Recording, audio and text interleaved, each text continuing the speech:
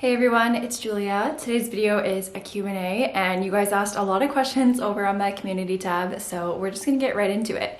So a lot of the questions were work related, and if you guys are unfamiliar with what I do for work, I'm an X-ray tech and I'm actually transitioning to a new job where I'll be cross-training into CT and MRI. So if you guys are interested in those questions, I'm going to answer them towards the end of the video because I know not everyone is interested in work-related stuff. If you just came here for the work-related content, skip to this time here. All right, first question. Are you excited for spring/summer? Any fun date ideas? Yes, I'm so excited for spring and summer. Spring and summer are my favorite seasons. My birthday's in April, so I really enjoy the spring season as it is, but any fun date ideas? I honestly just like spending time outdoors, especially because winter is so long and so cold here. I really like to spend time out on our patio, so I think it would be fun to like cook dinner and have like a little dinner date out on the patio. Another fun date idea would be to do like a little picnic in the park type of situation. I think that would be really fun. We've done that in the past where we sat on like a little picnic bench. I also like walking around any of the little lakes that we have. I'm a very simplistic type of gal, so also spending time at some of our favorite outdoor restaurants would be fun. What is your ideal Saturday if we weren't in a pandemic? Definitely going plant shopping, getting a coffee at Starbucks, also going to Home Goods and Marshalls. Usually Saturdays, my mom and I spend time together, so my ideal Saturday would be to spend time with her. What is something you wish you could tell yourself before graduating college? The real world is very boring and life gets very redundant once you start a full-time job.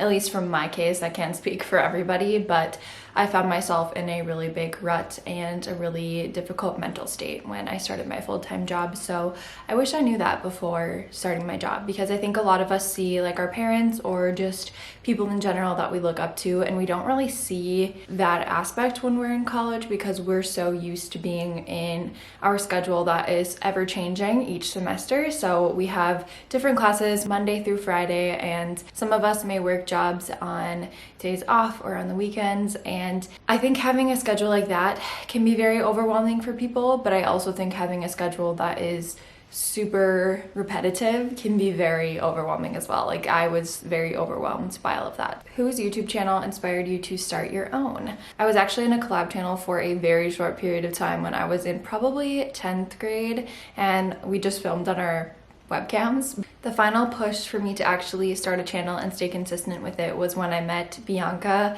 at the Mall of America. We were in line at Urban Outfitters and she just happened to be in front of me. It was just really cool to meet someone that I looked up to and that I watched and felt connected to in a way. So that's when I started my channel. I think that was about 4 years ago. Yeah. What is one show/movie that's guaranteed to take you out of a bad mood or funk?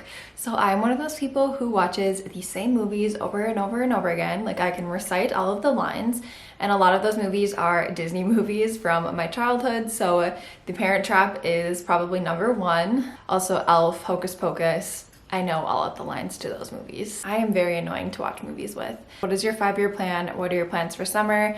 Are you traveling anywhere? My 5-year plan is just to stay in the career path that I am, continue YouTube. I don't really have any plans to move, but if I did see myself moving, it would be to somewhere closer to my best friend Hiiii, which she lives in Colorado, so I would love to move to Colorado. And then I'm not traveling anywhere this summer. I have no plans to, so we'll just see where life takes me.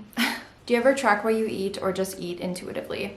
I don't ever track what I eat. I don't diet. I don't do anything. I just eat what I want to eat when I want to eat it. If you could live in any other state/city besides your hometown, where would it be and why? I would definitely move closer to my friend Hiiii in Colorado.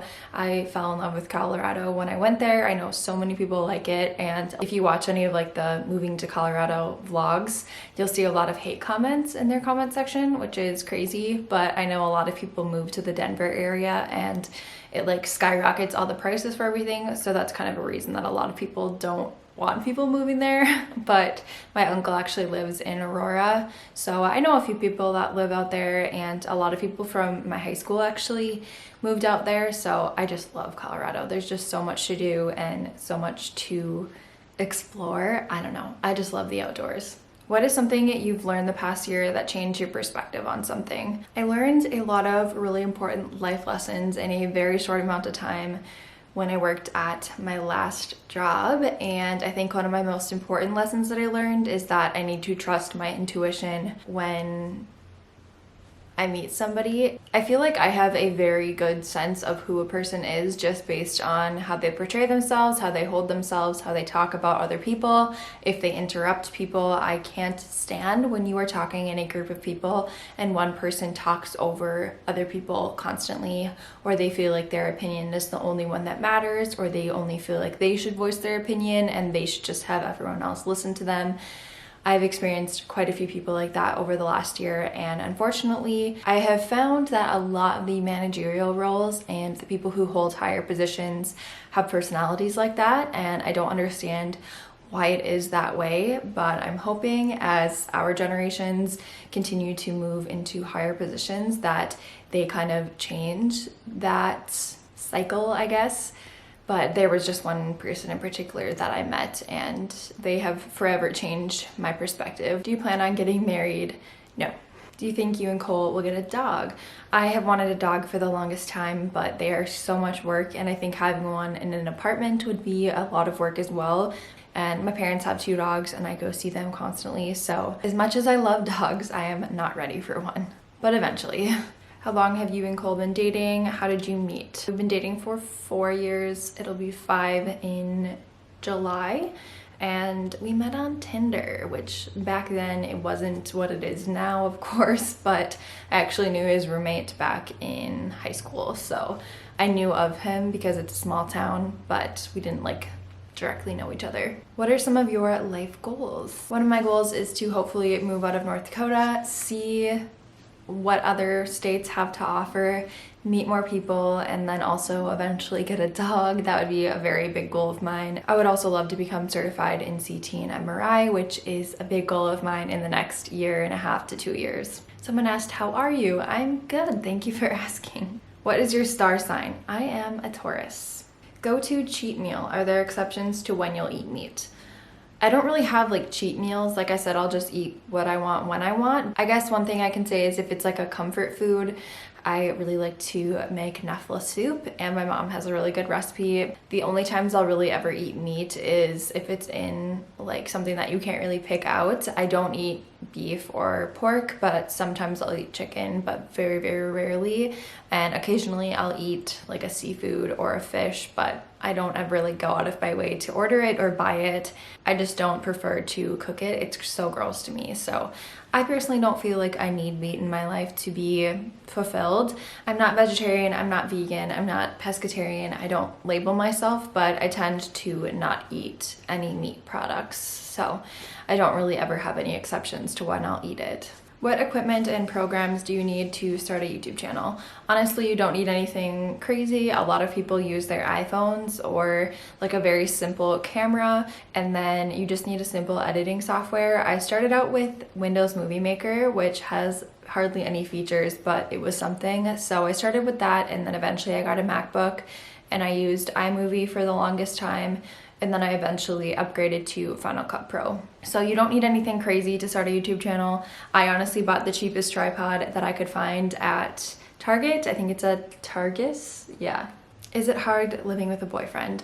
Honestly, no, we don't really fight. We kind of do our own things. I'm a very introverted person. I really like to spend time alone. I feel like he's kind of the same way. So we kind of just do our own thing and meet in the middle at dinner time. We have our little routine with cleaning. I think he's really great with taking care of his mess, and yeah, it works out. I don't think that's the case for everybody, but it's been a good experience for me. So all the rest of the questions are based on x-ray school, radiology, modalities, and things of that nature. So if you're not interested in that, you can click off, but if you want to stick around for these questions, there are quite a few of them, so we'll get into it.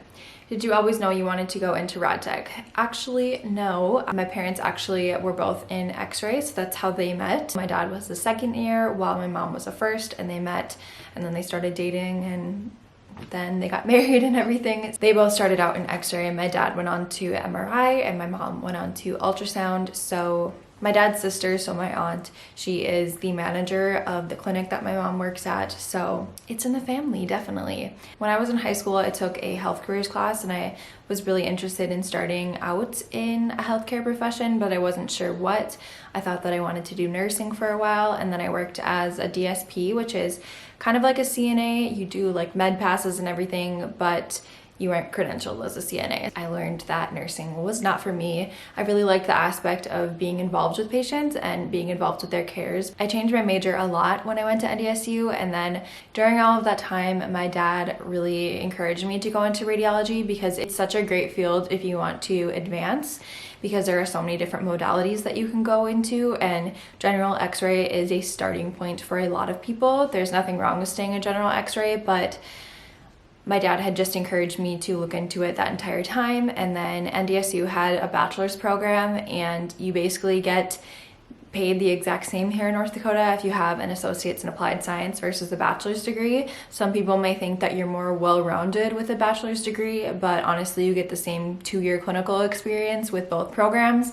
Just with the bachelor's program, you have to take a lot of additional classes that aren't relevant to your major, so that is why I chose the associate's pathway. But yeah, I was basically introduced to it by my parents, and I finally decided to apply to x-ray school at community college up in East Grand Forks. I went to school in Minnesota. My parents actually knew all of the program instructors that were in my program. It was interesting to have all of my instructors know my parents, so it was weird. It set up a very awkward dynamic between myself and other students. I don't know. It was just odd, and I wish that I had done things differently. I wish I would have just kept my mouth shut about it. I really was hard on myself during x-ray school, and my second year was a lot better than my first year, but I really struggled. Short story made long right there. Do you ever get bored / burned out being a rad tech? I honestly don't think there is any healthcare field that you wouldn't experience burnout in, but it is so worth it at the end of the day to know that you have an impact on somebody's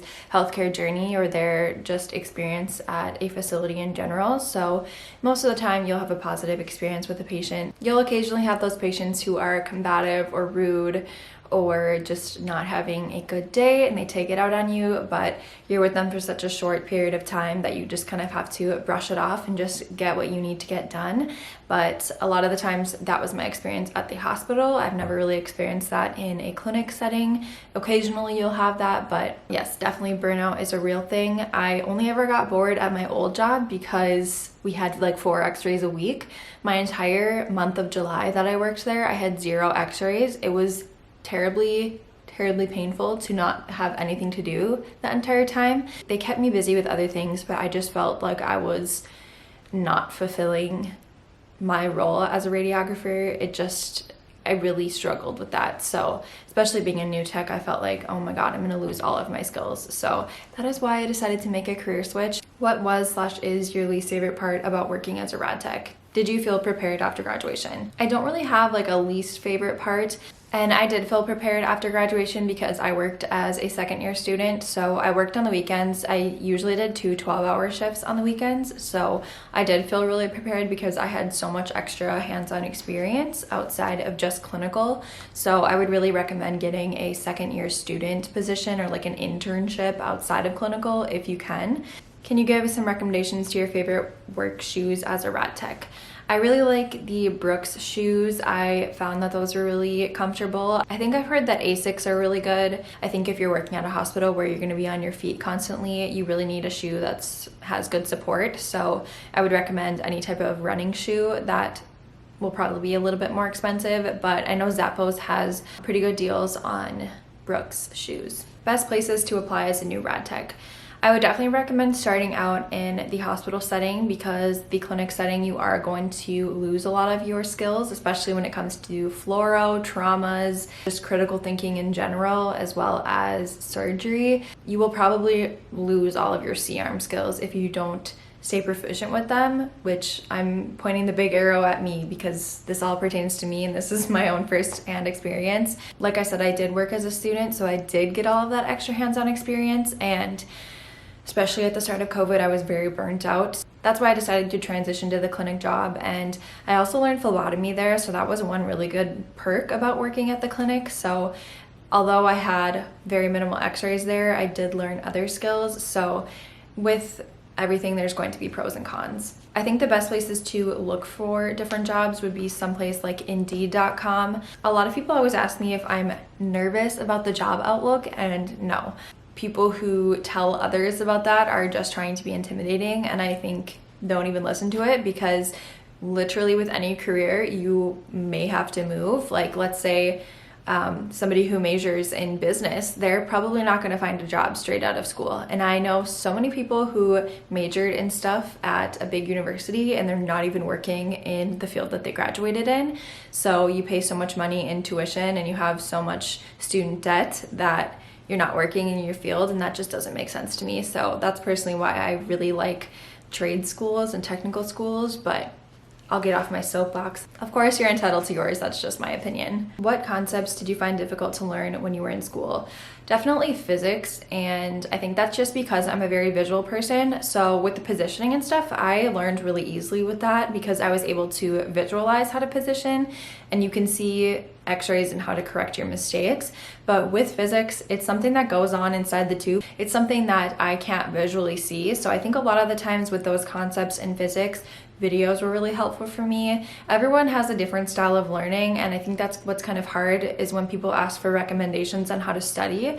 Well, something that works for me won't necessarily work for you. I personally just share what helped me. Just keep in mind that it may not help you. When I was learning physics, I always looked for videos on YouTube just how to help me visualize things a little bit better, and I think that's kind of what helped me. RadTech Bootcamp had a lot of really helpful videos. How much is hourly pay for an x-ray tech coming out of school, and was it hard finding a job after graduation? I get a lot of questions about pay and how much I get paid, and I just don't feel comfortable sharing that. I think it's so personal to each and every person. Keep in mind that every state is going to be different. Every position that you work in is going to be different. So if you're working in a hospital versus working at a clinic, you will probably get paid a little bit differently. I got paid a little bit lower at my clinic position because it was a clinic position versus what you'd get paid as a tech at a hospital. You have to look at insurance and benefits, and it's kind of a personal preference of what you want to look into. So that's why I don't share what I make. And no, it was not hard finding a job. I had a job lined up before I even graduated, almost a year before I graduated, but that is when I decided to switch over to a clinic position. I found that clinic position before I was even graduated. So I think you just have to use your resources and make connections. They always say that the clinical experience is like a 2-year interview, and it is definitely the truth. If you mess up at a clinical position, word travels fast, and if you're a lazy student, that will also travel fast. So definitely be on your A game. That's the best advice I can give. Any suggestions on preparing for rad tech school? Currently on a wait list. This is a very general question that is kind of hard for me to answer because every program is so different. I do have a full playlist of radiology related videos, and I get a lot of the same questions in my DMs. So I always refer people to that playlist because every program is so different, especially when it comes to the application process. What my program had for prerequisites could be completely different from yours. Some schools require interviews, some require that you shadow.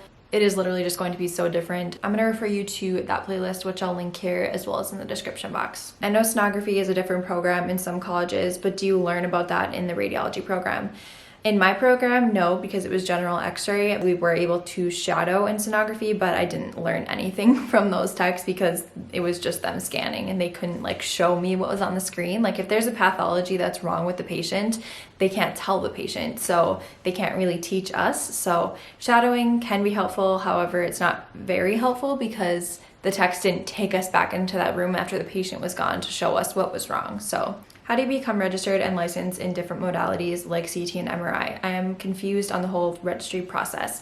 So I'm going to refer you to the ARRT website. There's a whole entire article about post-primary or primary. So for my path, being registered in CT and MRI would be considered a post-primary. So radiography is already my primary. Some modalities are only post-primary, whereas some are both. I'm just going to refer you to that ARRT website because it would be a whole video of me explaining all of it. So I'll link that below. It's the ARRT modalities page on the website, but basically for me, I'll have to follow the entire content specifications of MRI and CTs. I'll have to have so many exams documented, and then I'll also have to do the didactic side, which is like the written side of everything. So it's like a 16 credit program. Personally, I think I'm going to be learning the didactic portion through the ASRT. I think it's like a $240 program. So I'll be able to learn all of that didactic stuff, but it will have to be self-taught. It'll completely depend on where you're working. You can cross-train a lot of the times in smaller facilities. They will cross-train x-ray techs. There were a couple people in my program that started out with their job in x-ray and then they just cross-train them over to CT. I think it is a little bit different when you work at a hospital. I think the regulations are different, but when you work at a clinic, you have to be registered. So for me, I'll have to sit for my registry exam, but it is very confusing. I completely understand, but like I said, I'm just going to direct you to that ARRT website. Hopefully you can read through that. And then if you do have any further questions, I can try to help you.